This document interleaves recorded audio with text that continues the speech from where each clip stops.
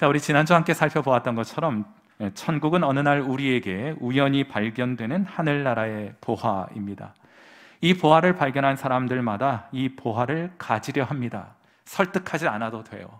이 보화를 발견한 사람은 누구라도 그 보화를 소유하고자 할 것이기 때문입니다.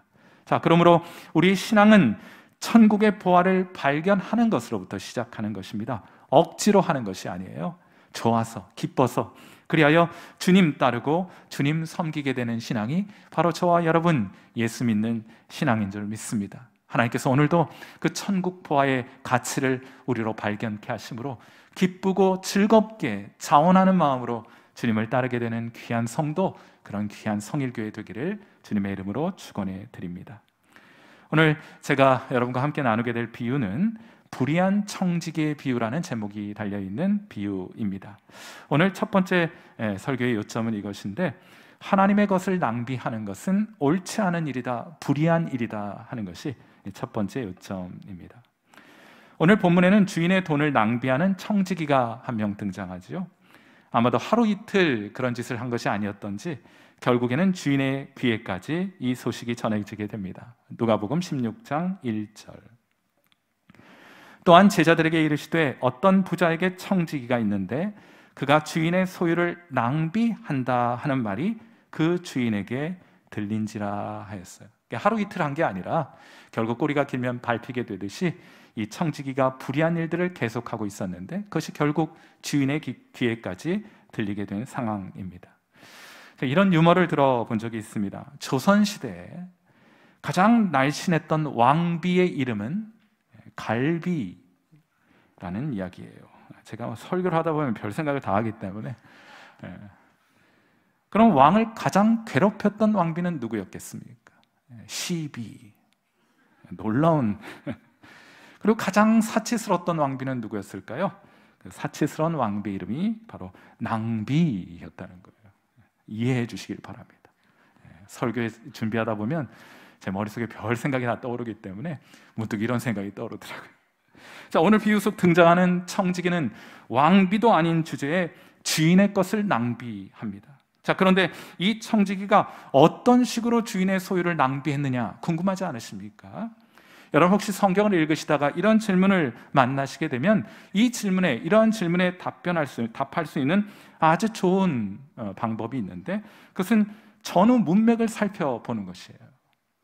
그래서 여러분이 궁금해하는 그런 개념이나 표현이 그 전후에 사용되어 있는지를 살펴보시면 여러분이 궁금해하는 그 질문에 대한 답변을 비교적 쉽게 문맥 속에서 파악할 수 있게 됩니다. 그런데 참 감사하게도 이 청지기의 낭비가 어떤 종류의 낭비였는지를 가늠케 해주는 매우 결정적인 단서가 바로 이전 비유, 오늘 16장 1절부터 8절까지의 비유를 불의한 청지기의 비유라고 한다면 바로 그 전에 등장하는 비유는 여러분 잘 알고 계신 탕자의 비유가 등장하고 거기에 똑같은 개념과 똑같은 단어가 사용되어 있음을 알게 될 거예요. 누가복음 15장 13절입니다. 자, 이 말씀 같이 한번 읽어보죠. 시작. 그 후 며칠이 안 되어 둘째 아들이 재물을 다 모아가지고 먼 나라에 가 거기서 허랑방탕하여 그 재산을 낭비하더니, 어느 날 탕자는 아버지에게 유산을 미리 받아가지고 먼 나라로 갑니다. 아버지의 간섭이 없는 곳에 가서 마음껏 그거 한번 써보자 하는 심산이었어요. 여러분, 그래가지고 마음껏 그것을 쓰면 좋은 일, 의미 있는 일을 했을 것 같지만 그렇지 않습니다. 허랑방탕하게 그 소유를 탕진해버리고 말아요. 여러분, 나중에 이 일에 대하여 형이 탕자의 그간의 생활을 이렇게 요약해 줍니다. 누가복음 15장 30절. 아버지의 살림을 창녀들과 함께 삼켜버린 이 아들이 돌아오매 이를 위하여 살찐 송아지를 잡으셨나이다 하고 이 동생을 비난하는 장면 통해 이 동생이 어떻게 아버지의 소유를 탕진했고 낭비했는지를 잘 보여주어요. 창녀들과 함께 삼켜버렸습니다. 여러분, 그런데 혹시 이런 구절을 읽고 그래도 탕자가 창녀들 먹여 살렸으니 기특한 것이 아니냐고 말하는 분들이 없기를 바랍니다. 우리 성일교회는 그런 분들이 한 분도 계시지 않을 거예요. 여러분, 소유가 낭비되었다는 것은 그냥 많이 썼다는 것을 의미하지 않습니다. 잘 들어보셔야 돼요. 낭비란 원래 의도가 있어요. 그 소유가 사용되도록 의도된 의도가 있습니다. 그런데 그 원래의 의도대로 사용되지 않은 것을 전제로 한 단어가 바로 낭비라는 단어예요. 원래의 의도대로 사용된 것이라면 제 아무리 많이 사용되었다 할지라도 성경은 그것을 낭비라고 부르지 않습니다. 그냥 낭비는 많이 썼다는 것이 아니에요. 예수님께서 나병 환자 시몬의 집에 머무르셨을 때입니다. 한 여인이 예수님께 다가와서 향유 옥합을 깨뜨려 그것을 예수님의 머리에 붓습니다. 자그마치 노동자 1년 연봉에 해당하는 향유 옥합을 통째로 깨뜨려 예수님의 머리에 부었죠. 대략 한 2천 내지 우리 돈으로 따지면 3천만 원 정도 되는 향유 옥합이었습니다. 이걸 본 제자들이 화를 내면서 말합니다. 마태복음 26장 8절. 제자들이 보고 분개하여 이르되 무슨 의도로 이것을 허비하느냐, 왜 낭비했느냐 하고 책망을 합니다. 그러자 예수님께서 이렇게 말씀하세요. 마태복음 26장 10절 같이 한번 읽습니다. 시작. 예수께서 아시고 그들에게 이르시되 너희가 어찌하여 이 여자를 괴롭게 하느냐, 그가 내게 좋은 일을 하였느니라, 그건 낭비 아니야 하신 거예요. 오히려 이 여인은 재물을 낭비한 것이 아니라 그 용도에 맞게 이 여인이 소유하고 있던 재물을 잘 사용한 것이라고 칭찬해 주신 것입니다. 그러므로 이 복음이 증거되는 곳마다 이 여인의 아름다운 이야기도 함께 전파될 것이니라 하고 말씀하시고 덧붙여 주신 거예요. 자, 그런데 마태복음 26장 10절 이후에 예수님께서 이런 말씀을 덧붙이십니다. 마태복음 26장 11절. 가난한 자들은 항상 너희와 함께 있거니와 나는 항상 함께 있지 아니하리라 하는 말씀을 덧붙여 주셨어요. 그러니까 우리는 이 에피소드를 통해서 재물에는, 여러분의 소유에는 적어도 세 가지 용도가 있다는 것을 알게 됩니다. 하나는 주님을 위한 몫이 있어요. 다른 하나는 여러분 자신과 여러분 자신의 가족을 위한 몫이 있습니다. 그리고 마지막은 타인을 위한 목도 있다는 것을 알게 되는 거예요. 여러분, 그건 비단 물질뿐만 아니라 우리의 시간이나 우리의 재능 모두에도 해당이 된다 말할 수 있겠습니다. 하나님이 우리에게 주시는 것에는, 하나님이 우리에게 주시는 모든 것에는 주님의 몫이 있어요. 자신의 몫이 있습니다. 그리고 타인을 위한 몫이 포함되어 여러분에게 맡겨진 것이에요. 이걸 지키지 않는 것이 낭비입니다. 주님과 이웃을 위한 몫을 자신을 위해 다 쓰면서 사는 것은 제 아무리 열심히 살아간다 할지라도 그것은 성경적 관점 혹은 하나님의 관점에서 볼 땐 허비하는 인생 살아가고 있는 거예요. 낭비하는 인생 살아가는 것입니다. 그건 옳지 못한 짓이고 불의한 짓을 행하며 살아가고 있는 거예요. 그래서 오늘 비유 속 청지기는 이렇게 평가됩니다. 누가복음 16장 8절 말씀 같이 한번 읽습니다. 시작. 주인이 이 옳지 않은 청지기가 이를 지혜 있게 하였으므로 칭찬하였으니. 영국 감리교의 창시자 존 웨슬리의 일기에 보면 참 감사하게도 이런 분들이 공적인 삶만 관찰할 수 있는 게 아니라 영적인 일지를 적어 놓았어요. 그것이 후대 사람들에게 주는 영적인 유익이라는 것은 여러분 측량하고 계산할 수 없을 정도로 큰 유익을 주게 되지 않습니까? 이런 분들이 일기를 남겨 놓았는데 그 일기에 이런 글이 소개가 돼요. 이런 내용이 있어요. 내 수입이 30파운드일 때 나는 27파운드는 생활비로 썼고 나 자신을 위해서 썼고 3파운드는 구제비로 썼다, 이런 기록이 있어요. 그러다 이분의 수입이 좀 늘어나게 됩니다. 내가 100파운드를 벌게 되었을 때 나는 27파운드는 생활비로 쓰고 73파운드는 구제비로 썼다. 다시 소득이 더 늘어나게 됩니다. 수입이 300파운드로 늘었을 때는 이렇게 써놓았어요. 나는 27파운드는 내 생활비로 쓰고 273파운드는 구제비로 썼다, 이렇게 기록해 놓았어요. 여러분, 소득이 아무리 늘어도 자신을 위한 몫은 그대로입니다. 그건 변하지 않거든요. 이것이 천국 백성의 라이프 스타일입니다.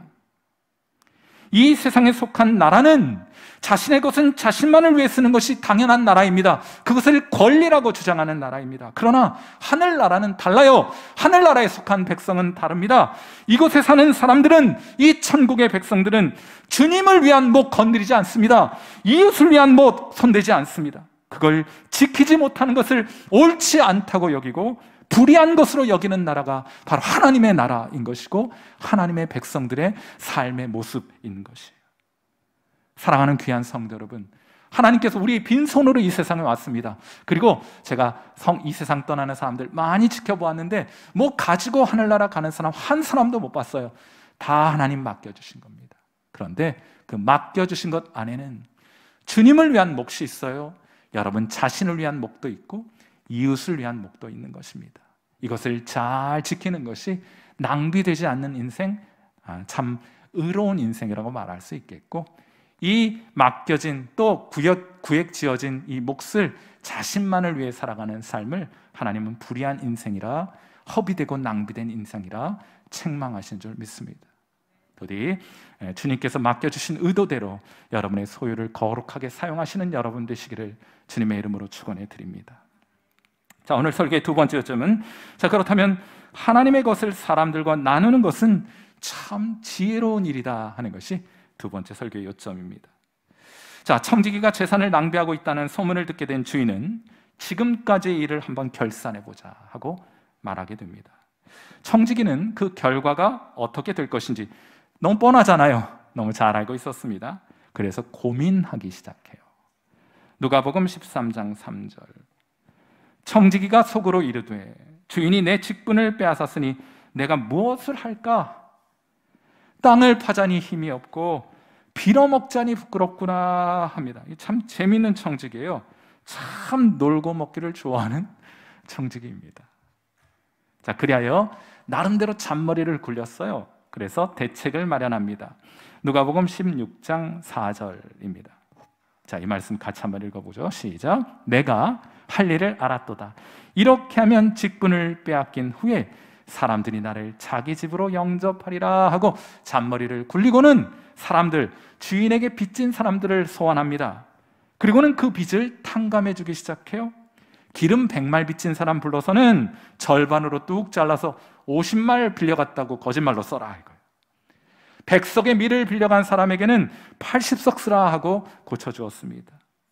당시 기름 100말이면 1000데나리온 정도 해요. 성경에서 데나리온 하면 노동자 하루 일당을 의미합니다. 자, 그러니까 1000일 동안 노동해서 벌은 수입 정도가 1000데나리온, 대략 3년치 연봉인데 그걸 절반 깎아준 거예요. 그러니까 1년 6개월 정도치의 월급에 해당하는 손실을 누구에게? 주인에게 끼치게 됩니다. 게다가 밀 100석은 이보다 더 비싸요. 3000데나리온 정도 합니다. 대략 한 8, 9년 정도 되는 연봉, 월급에 해당하는 8, 9년치 한 연봉에 해당하는 그런 금액이에요.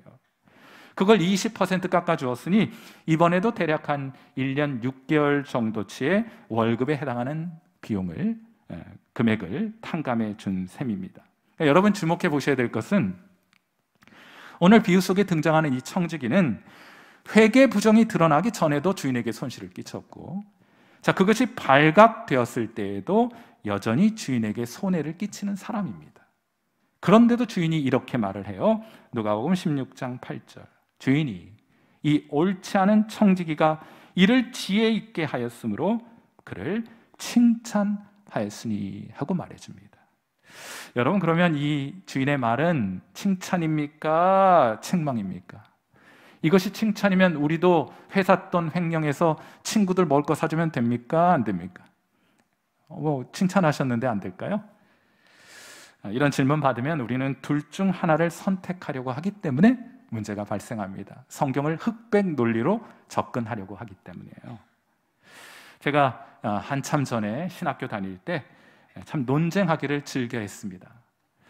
때로는 목소리를 높이고 혈압도 높이고 얼굴색도 붉어질 때가 토론하거나 논쟁을 하면서 참 많았던 것 같아요. 제가 꼭 이기려고 했거든요. 자, 그런데 미국 유학을 가서도 논쟁은 참 많이 했습니다. 학생들, 교수님들과 논쟁을 하는 거예요.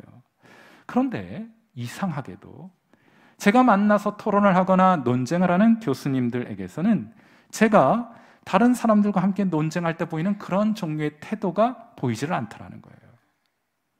상대를 존중하면서 하는 말이 그 생각도 참 좋은데 이렇게 생각하는 방법도 있지 않겠느냐 하는 식으로 말씀을 하시더라고요. 뭘 배웠는가 하면 내 주장이 옳다는 것을 입증하기 위해 꼭 상대가 틀릴 필요는 없는 것이구나. 특별히 저를 지도해 주셨던 지도 교수님께서는 우리들에게 자주 이런 비유를 들어주셨습니다. 제가 이름 붙이기를 치킨 별명, 비유, 치킨 비유를 들어주셨는데 무슨 말인가 하면 치킨에 뼈가 들었다고, 못 먹는 뼈가 들었다고 그걸 내다 버리지는 않습니다. 뼈는 빼고 살코기는 먹으면 될 일입니다 하는 말씀을 참 많이 들려주셨어요. 참 멋있게 느껴졌습니다. 논쟁을 하면서도 상대를 존중하는 마음의 태도를 가르쳐 주신 거예요. 여러분, 이러한 태도는 오늘 비유 속 청지기를 바라볼 때에도 적용되어야 된다고 생각합니다. 그는 주인의 재산을 낭비하고 구워준 주인의 재산을 임의로 탕감해 주었습니다. 그건 불의한 일이에요. 뼈에 해당하는 것입니다. 그러니 주인의 평가는 정당합니다.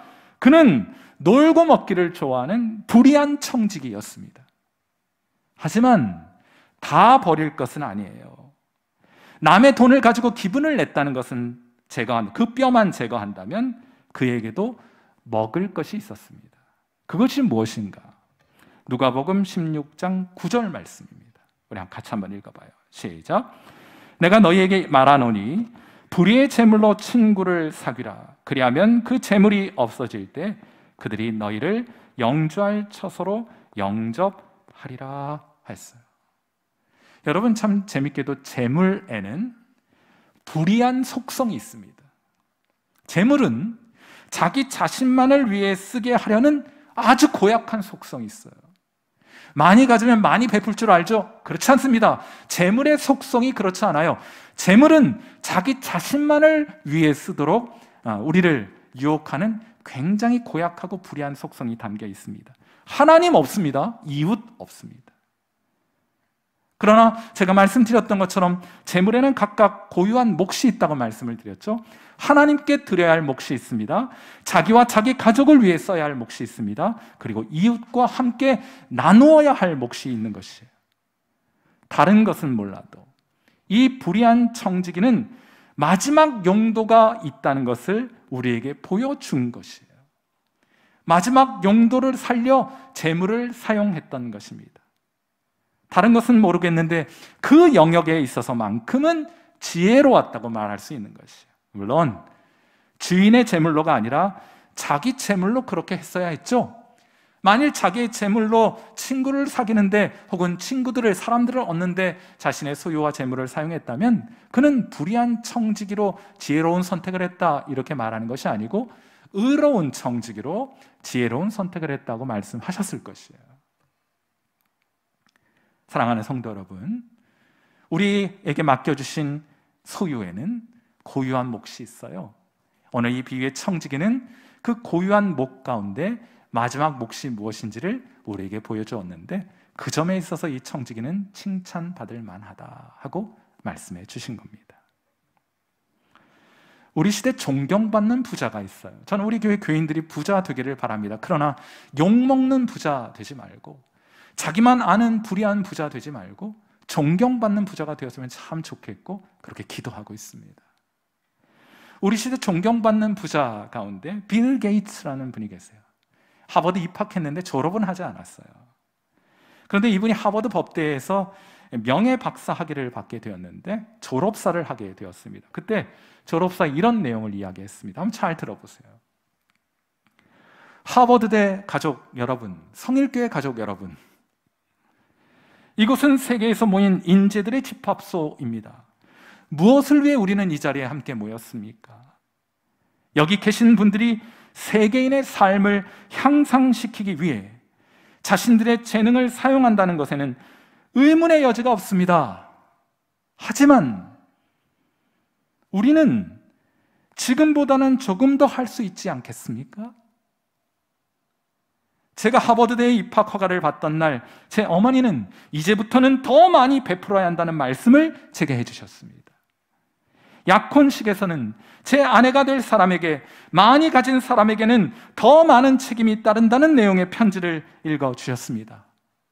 여러분은 기성세대보다 더 많은 것을 가졌습니다. 그러니 지금 당장 시작하십시오. 그리고 오랫동안 지속하십시오. 여러분이 알아야 할 것을 알고 있는데 어떻게 실천하지 않을 수 있겠습니까? 하고 말을 한 것입니다. 여러분, 이것이 지혜로운 청지기의 자세입니다. 하나님이 맡겨주신 것을 자신만을 위해 쓰는 것은 직무유기, 하나님께 손해를 끼치는 것이고 하나님의 것을 도둑질하여 떵떵거리고 사는 것이며 그리하여 불의한 것이라고 성경은 책망합니다. 그러니 사랑하는 성도 여러분, 부디 원래의 자리로 좀 돌려놓으세요. 하나님의 것은 하나님께, 여러분의 몫은 여러분을 위해, 그리고 이웃을 위한 몫은 이웃을 위해 사용하실 수 있는 지혜가 저와 여러분에게 있게 되기를 주님의 이름으로 축원합니다. 지금 당장 그렇게 하세요. 그리고 오랫동안 지속하셔야 합니다. 나중에 여러분 어떻게 주님 만나 뵐 생각이십니까? 우리 얼마 남지 않았어요. 길다고 생각해도 그리 길지 않습니다. 이 세상의 것 다 놓고 주님 앞에 서게 됐을 때 불의한 청직이라 책망 듣지 않고 잘하였도다, 착하고 충성된 종아 하고 칭찬받는 성도로 주님 앞에 서야 하지 않겠습니까? 오늘 설교의 마지막 요점은 이것인데, 말씀드린 것처럼 우리에게도 결산의 날이 있게 될 것이에요. 이 비유의 마지막 부분에서 예수님은 이 비유의 요점을 매우 명확히 말씀해 주셨습니다. 불의한 재물로, 나 자신만을 위해 쓰도록 하는 속성 가진 그 불의한 재물로 친구를 사겨라, 사람을 얻는 데 사용하라 하고 말씀하시는 거예요. 이에 더하여 예수님 이런 말씀하셨습니다. 누가복음 16장 10절과 11절입니다. 자, 이 말씀 같이 읽어요. 시작. 지극히 작은 것에 충성된 자는 큰 것에도 충성되고 지극히 작은 것에 불의한 자는 큰 것에도 불의하니라.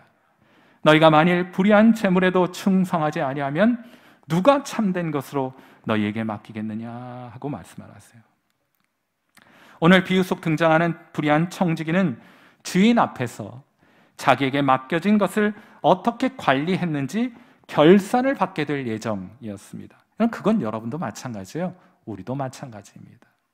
우리도 하나님의 심판대 앞에 서게 될 거예요. 하나님 우리에게 많이 맡겨주셨습니다. 시간도 주셨고 재능도 주셨고 재물도 주셨어요. 그것 가지고 무엇 했는지 하나님 앞에 결산하게 될 것입니다. 우리는 이 세상에 빈손으로 왔어요. 그리고 마찬가지로 빈손으로 이 세상을 떠나게 될 것입니다. 그 사이에 우리가 어떤 사람인지를 하나님 앞에서 검증받는 시간을 가지게 되는 거예요.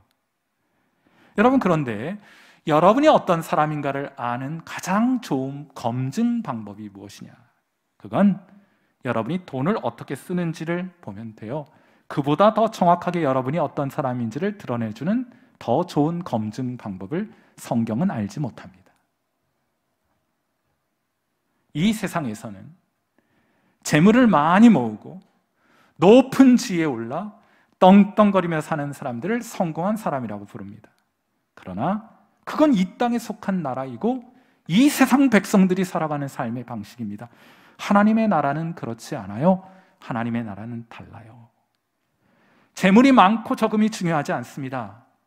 지위가 높거나 낮음이 중요하지 않습니다.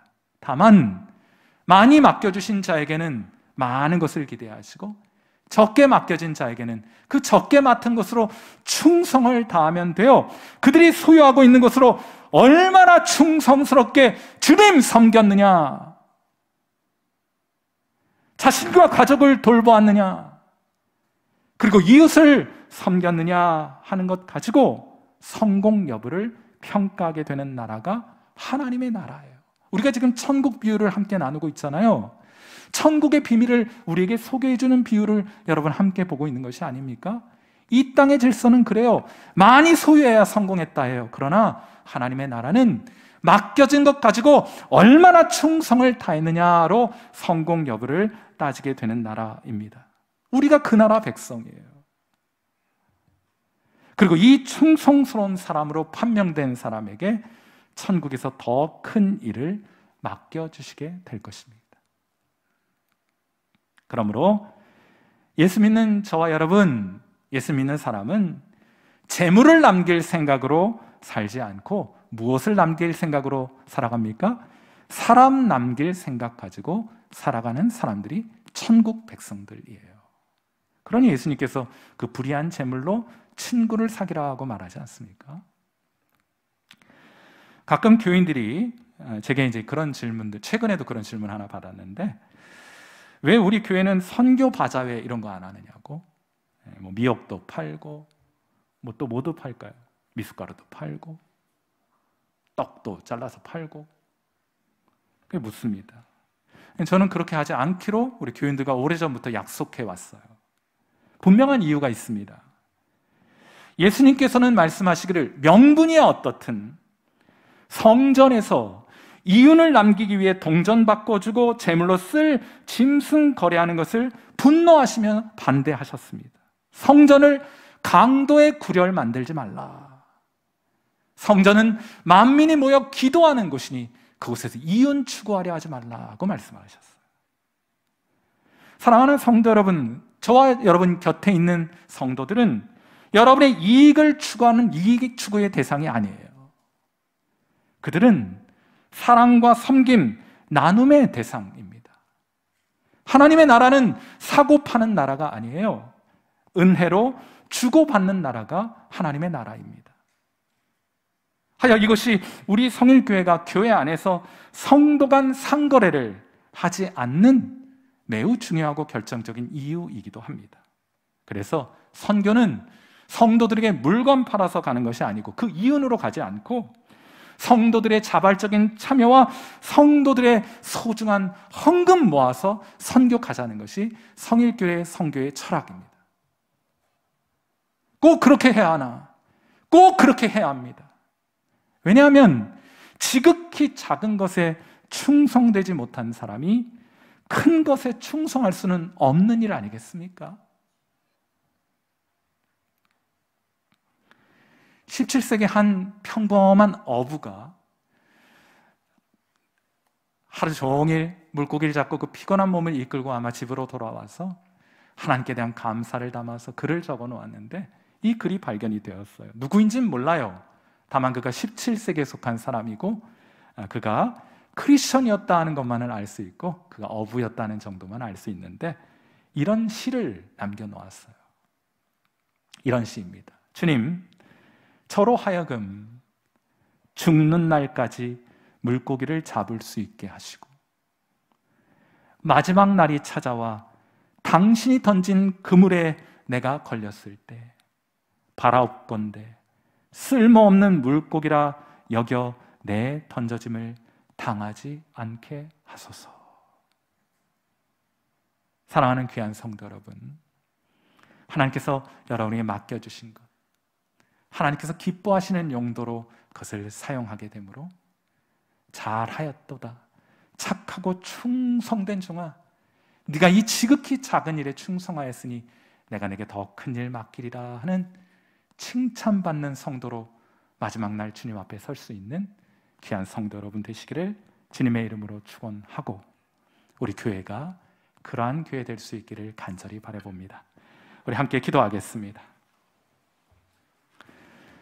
자, 우리 반주 들으시면서 함께 기도하겠습니다.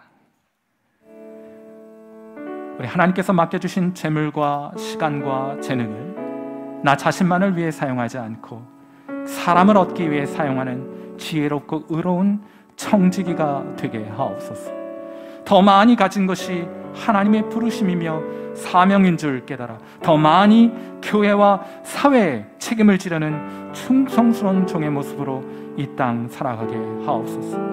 하나님의 나라는 사고 파는 나라 아니라 은혜로 주고받는 나라임을 기억하여 금전적으로 깨끗한 교회, 그래야 하나님을 기쁘시게 하는 거룩한 교회가 될 수 있도록 오늘 시간 우리 한 마음과 한 뜻으로 주님 앞에 나아가 기도하고 오늘 결단하신 대로 당장에 지금부터 살아가시는 그런 귀한 믿음의 선택이 있기를 바랍니다. 함께 기도하겠습니다.